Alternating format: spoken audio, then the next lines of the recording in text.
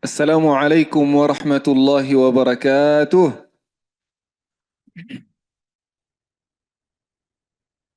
Pagi-pagi minum kelapa. Rasanya enak, bikin tertawa.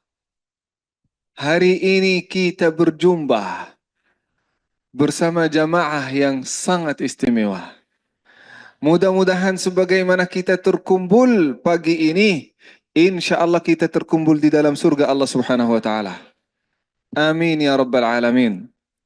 Ibu-ibu, bapak-bapak, adik-adik, bagaimana kabarnya? Sehat. Mudah-mudahan selalu sehat walafiat. Sehat badannya, sehat matanya, sehat telinganya. Mana aminnya? Sehat dompetnya. Amin ya Rabbal Alamin. Kencang ya kalau dompetnya ya. Kelihatannya ibu-ibu banyak cicilan ya. Mudah-mudahan insya Allah urusan rezeki itu dilancarkan oleh Allah Subhanahu wa Ta'ala. Ibu-ibu, bapak-bapak, kalau kita sedang menanti tamu, menunggu tamu, apa yang perlu kita lakukan? Kita harus melakukan persiapan terbaik sesuai dengan tingkat tamu yang akan datang kepada kita. Kalau mungkin tamunya yang bermanfaat bagi kita, yang akan memberikan rezeki kepada kita, atau bisa jadi tamu ini pejabat yang sangat besar, atau orang yang penting, maka persiapan kita sesuai dengan tamu yang datang kepada kita. Apalagi kalau tamu ini datang kepada kita, memberikan sebagian rezeki, memberikan 1 juta, 2 juta, 3 juta, 100 juta, apalagi kalau 1 M gitu diberikan kepada kita, maka persiapan kita akan lebih maksimal. Benar Ibu? Ya Pak, betul. Nah, kita sama-sama sedang menanti dan menunggu tamu. Siapa tamu itu? Tamu itu bukan manusia. Orang penting lebih penting. Pejabat di atas pejabat. Apa itu? Ini adalah utusan Allah Subhanahu wa Ta'ala kepada kita. Apa itu? Bulan Ramadan yang insya Allah sebentar lagi akan datang kepada kita. Karena bulan Ramadan kita akan dapat banyak manfaatnya. Di antara manfaatnya ampunan. Ampunan. Ibu-ibu, bapak-bapak butuh ampunan Allah Subhanahu wa Ta'ala atau tidak? Saya ingin bertanya kepada ibu dan bapak. Ibu bapak pernah melakukan dosa atau tidak? Pernah atau tidak? Ibu-ibu kencang ya suaranya, berarti banyak dosanya ya. Kita semuanya berdosa, termasuk saya sendiri. Mudah-mudahan dosa kita diampuni oleh Allah Subhanahu wa Ta'ala. Kesempatannya kapan Pak Ustadz supaya dosa kita ini diampuni oleh Allah Subhanahu wa Ta'ala? Sebentar lagi. Insya Allah yang akan membawa ampunan itu dari Allah Subhanahu wa Ta'ala akan dibawa oleh utusan Allah Subhanahu wa Ta'ala. Siapa Pak Ustadz? Bulan Ramadan. Bukan kata saya, bukan kata ulama, tapi kata Rasulullah sallallahu alaihi wasallam. Apa kata Rasulullah? Atakum syahru Ramadan. Bulan Ramadan sebentar lagi akan mendatangi kalian. Syahrul maghfirah. Bulan ampunan yang akan membawa ampunan kepada setiap orang di antara kita. Setiap orang di antara kita yang merasa pernah melakukan dosa dan maksiat, ini kesempatannya supaya kita membereskan. Yang pernah meninggalkan kewajiban, ini kesempatannya supaya kita dapat ampunan Allah Subhanahu wa Ta'ala. Bukan hanya ampunan, kata Rasulullah sallallahu alaihi wasallam, fihi itqun minan niran. Hari kiamat hadirin yang dimuliakan Allah Subhanahu wa Ta'ala, banyak ketakutan kita. Kenapa? Karena takut masuk neraka Pak Ustadz.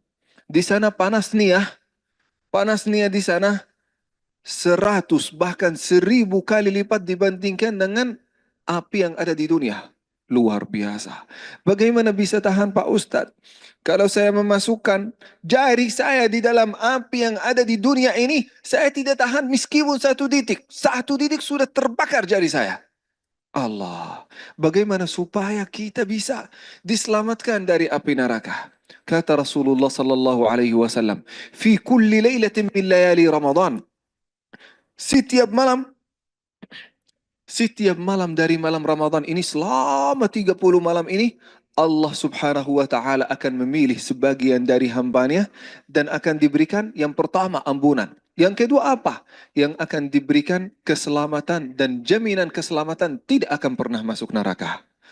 Mudah-mudahan kita sama-sama diselamatkan dari api neraka. Amin Allahumma amin. Pak Ustadz, kalau kita sudah selamat dari api neraka, kita mau kemana? Kita mau kemana?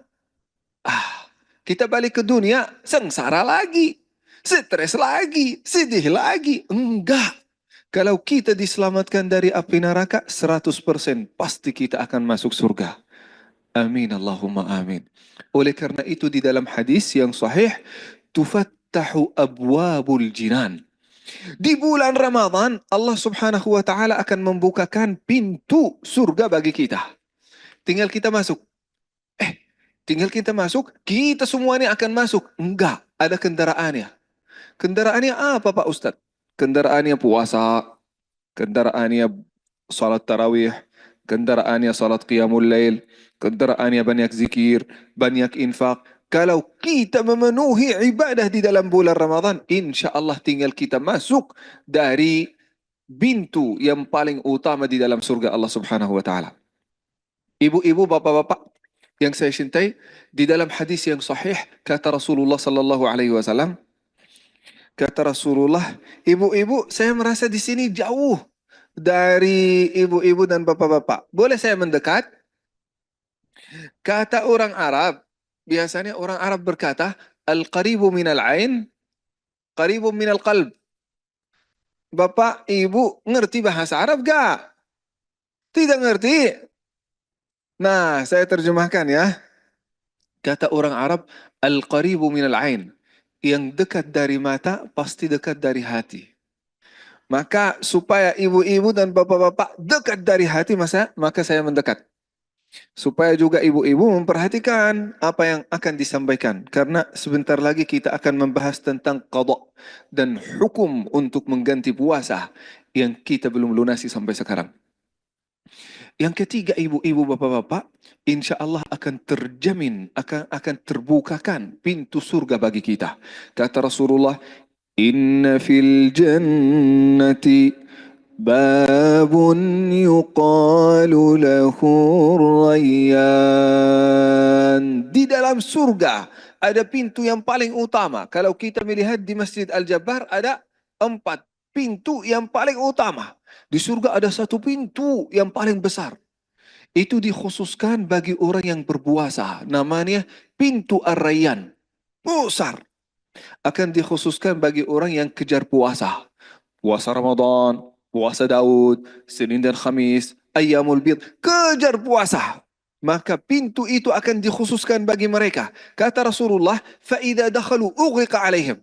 Kalau kita sudah masuk, Allah Subhanahu wa taala akan tutup pintu itu sehingga yang masuk dari pintu VIP itu hanya orang-orang yang sering berpuasa.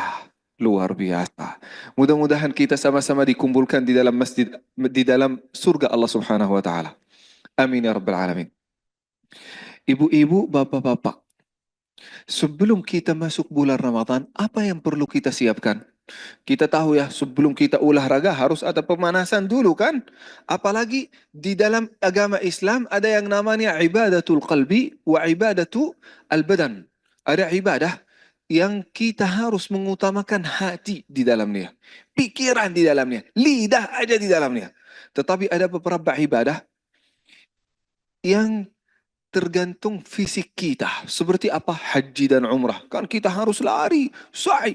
Dan kita harus pindah dari tempat ini ke tempat itu. Dari Mina ke As-Safa. Harus juga kita sa'i. Jadi capeknya luar biasa. Di antara ibadah yang kita harus menggunakan fisik kita adalah puasa. Maka sebelum kita masuk bulan Ramadan, harus kita meningkatkan kesehatan kita. Harus kita tahu bagaimana kita puasa. Sebagaimana Rasulullah sallallahu alaihi wasallam puasa. Yang pertama, ayo kita ceritakan 1 hari dalam kehidupan Rasulullah sallallahu alaihi wasallam selama beliau di bulan Ramadan. Selama beliau di bulan Ramadan, beliau biasanya bangun jam berapa? Jam 10 pagi? Enggak. Jam 12 siang? Tidak juga. Rasulullah sallallahu alaihi wasallam bangun jam 3. Jam 3 berapa? Jam 3 asar? Enggak. Jam 3 pagi.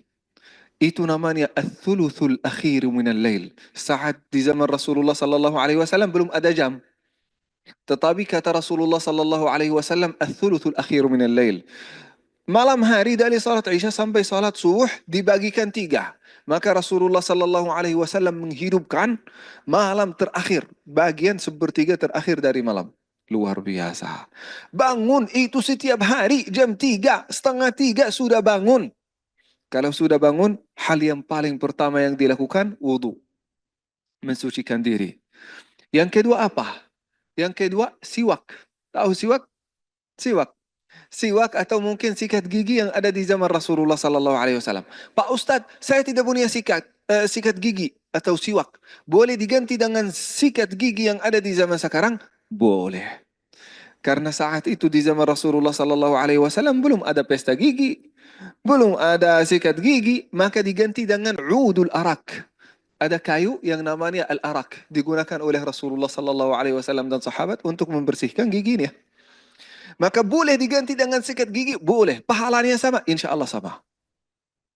Yang menentukan pahala itu kebersihan mulut kita. Dan bagaimana kita mengikuti sunnah Rasulullah sallallahu alaihi wasallam. Itu yang pertama. Berdiri atau mungkin baru bangun langsung membersihkan dirinya supaya tidak mengganggu orang lain. Kenapa Rasulullah sallallahu alaihi wasallam mulai membersihkan diri dan juga wabil khusus giginya? Kata Rasulullah sallallahu alaihi wasallam, "Fa innal malaikata tata'adza mimman yata'adza bihi banu Adam."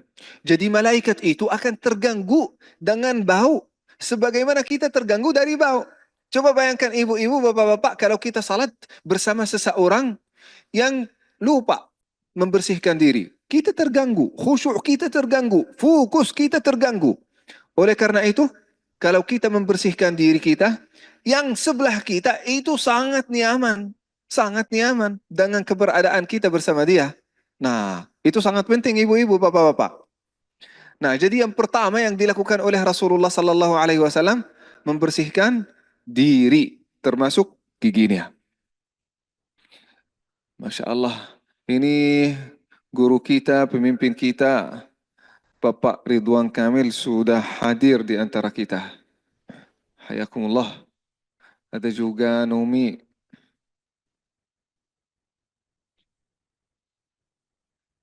Ahlan wa sahlan بالدكتور دكتور Bapak Haji Ridwan Kamil. Jazakumullah khair, barakallahu fikum. Terima kasih kehadiran. Alhamdulillah. Ahlan wa sahlan Bapak Ridwan Kamil yang Masya Allah dengan berkah kerja keras beliau alhamdulillah bekerja keras sehingga menjadikan Masjid Al-Jabar yang kita duduk di dalamnya ini berdiri, Masya Allah, dan termasuk di antara masjid yang paling indah di dunia. Mudah-mudahan Allah Subhanahu wa Ta'ala menjaga beliau dimanapun beliau berada dan melancarkan semua kegiatan beliau. Hadir juga di antara kita Ibu yang kita cintai, Ibu Atalia. Terima kasih sudah mengkhususkan waktu. Mudah-mudahan sehat selalu insya Allah. Berkah kegiatannya sebagai anggota DPRI. Amin Allahumma amin. Ada juga Numi, sehat selalu insya Allah. Panjang umur, sehat walafiat. Amin Allahumma amin.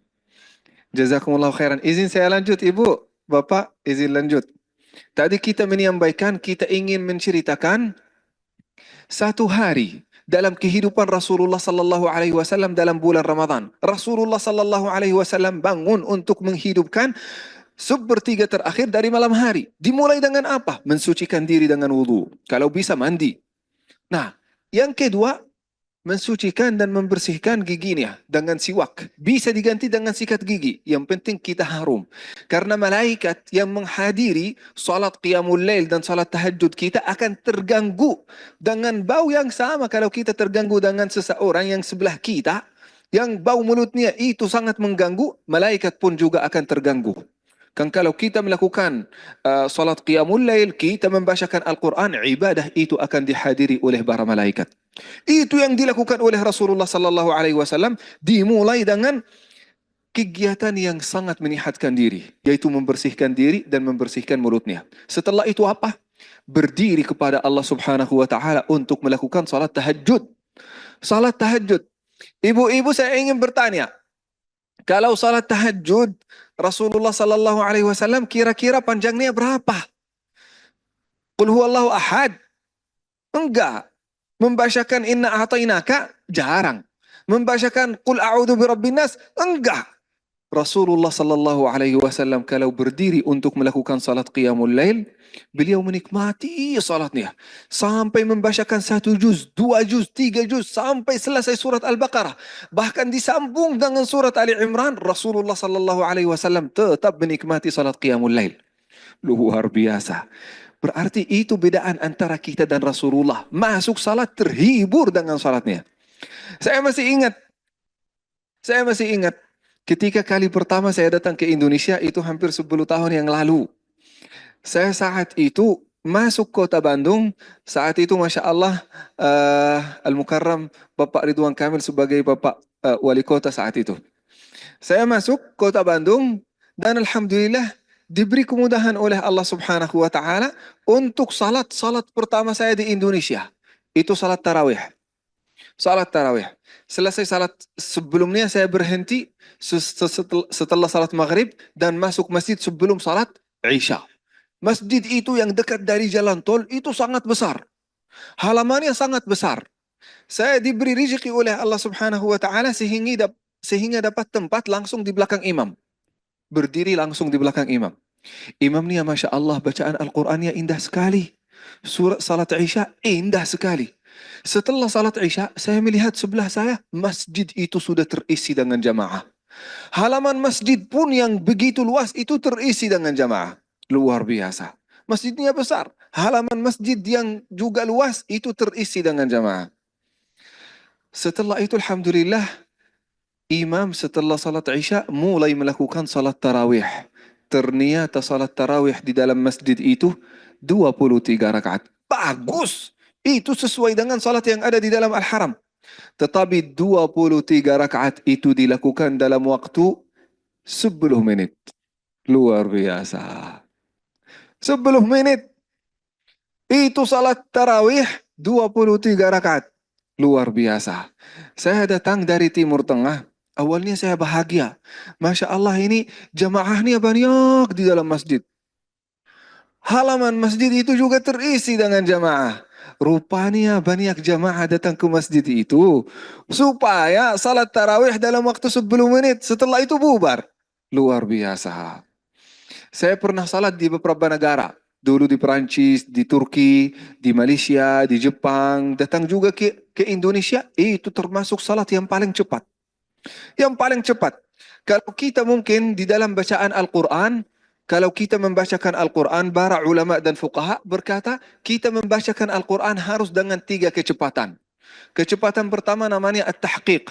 Seperti Abdul Basit Abdul Samad membacakannya begini. Bismillahirrahmanirrahim. Pelan-pelan bacaannya. Ada juga yang namanya At-Tahbir. At-Tahbir seperti bacaan Rasulullah. Begini. Bismillahirrahmanirrahim.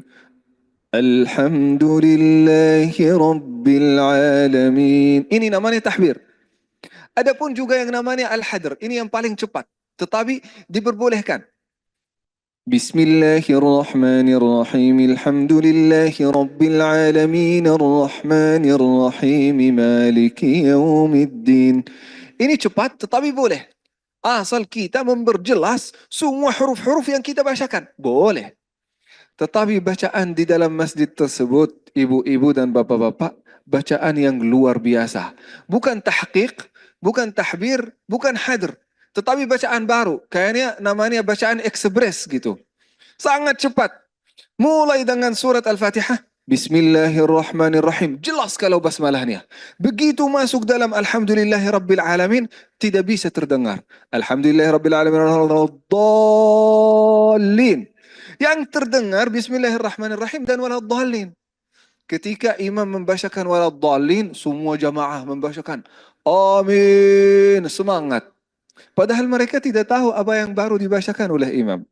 Luar biasa. Imamnya bacaannya bagus di salat Isya. Suaranya sangat enak didengar.